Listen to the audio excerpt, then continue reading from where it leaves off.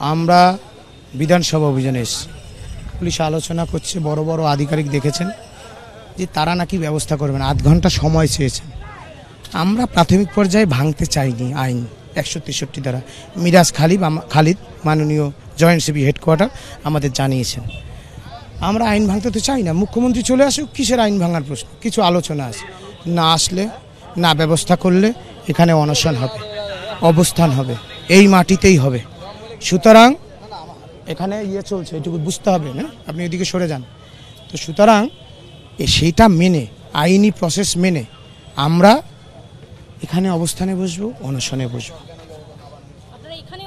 হ্যাঁ, পুলিশ আমাদের ঠেলতে ঠেলতে যেখানে নিয়ে যাবে সেখানে। একদিকে যখন অবস্থান চলছে সেই চাকরিহারা শিক্ষকদের, ঠিক তার পাশাপাশি তোমাকে দেখাবো এই ছবিটা, ক্যামেরা পার্সন দীপ্তেন্দুকে বলবো দেখাতে। তুমি দেখতে পাচ্ছ তারা বসে পড়েছেন রাস্তায় রানী রাসমণি অ্যাভিনিউ উপরে, এবং এখানে কিন্তু বিশাল সংখ্যক পুলিশ যা আগে থেকেই মোতায়েন ছিল সেই পুলিশ কিন্তু একেবারে রাস্তা আটকে দাঁড়িয়ে রয়েছে। এবং এখানে কিন্তু রীতিমতো প্রথমত গার্ডরেল দিয়ে ব্যারিকেড তৈরি করা হয় এবং পরবর্তী ক্ষেত্রে অ্যালুমিনিয়ামের যে কাঠামো রয়েছে সেগুলোকে দিয়ে কিন্তু ব্যারিকেড তৈরি করা হয়েছে। এবং ডিসি সেন্ট্রাল সহ পুলিশের উচ্চপদস্থ কর্তারা এখানে রয়েছেন। যদিও চাকরিহারারা তারা যেটা বলছেন তারা বিধানসভায় যাবেনি, তারা সেই হুঁশিয়ারি দিচ্ছেন এবং পুলিশের তরফ থেকে তা প্রতিহত করার জন্য একেবারে পুলিশি বন্দোবস্ত কিন্তু একবারে আঁটোসাঁটো করা হয়েছে। কোনো রকমভাবেই যাতে কেউ এখান থেকে বেরিয়ে না যেতে পারেন সেই বিষয়ে নজরদারি যেমন চলছে, তার পাশাপাশি গার্ডরেল দিয়ে ব্যারিকেড তৈরি করে এবং অ্যালুমিনিয়ামের শিট দিয়ে ব্যারিকেড তৈরি করে কিন্তু রীতিমতো ত্রিস্তরীয় বলয় তৈরি করা হয়েছে, যাতে সেই বলয় ভেদ করে কোনো রকমভাবেই এই আন্দোলনকারীরা তারা কোনো রকমভাবেই বিধানসভায় যেতে না পারেন, সে বিষয়টা কলকাতা পুলিশের পক্ষ থেকে সুনিশ্চিত করা হচ্ছে।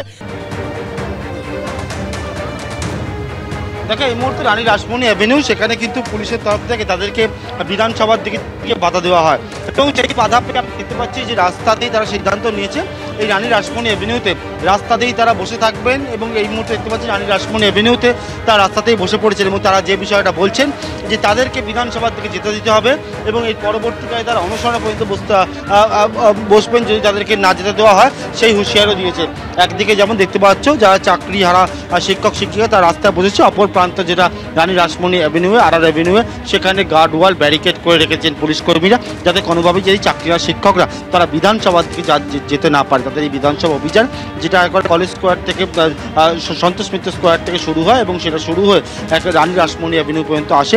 পুলিশের তরফ থেকে তাদেরকে বলা হয় যাতে তারা আগে না যান এবং সেক্ষেত্রে কিন্তু পুলিশি বাধা পেয়ে চাকরিহারা শিক্ষকরা এই মুহূর্তে আর অ্যাভিনিউতে তারা অবস্থান করছেন। ঠিক যেখানে পুলিশ তাদের আটকেছে, মূলত তাদের উদ্দেশ্য এবং যেটা ঘোষিত কর্মসূচি যে বিধানসভা পর্যন্ত তারা যাবেন, বিধানসভা অভিযান তারা করবেন, এইটা তাদের ঘোষিত কর্মসূচি। কিন্তু রানী রাসমণি অ্যাভিনিউতে তাদের আটকে দিয়েছে পুলিশ এবং সেখানেই তারা অবস্থান বিক্ষোভে বসে পড়েছেন।